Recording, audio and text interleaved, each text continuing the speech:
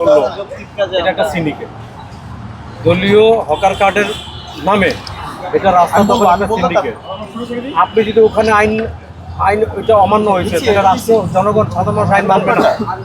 আপনি যতই ট্রাফিক আইন করেন, যত কিছুই করেন, আমি তো আজকেও দেখলাম বাস যেখানে সেখানে দাঁড়াইতেছে, বলতেছে হকার উঠান, তারা আমাদেরকে বলতেছে রাস্তা তো দখল করে দিচ্ছে। সবার কাছে একটা এই বিএনপি সরকার দলীয় হকার কার্ড বিভিন্ন কার্ডের মাধ্যমে এই যে একটা বৈধতা দিয়েছে দখলের, এই বৈধতা থেকে বেরিয়ে আসতে হবে।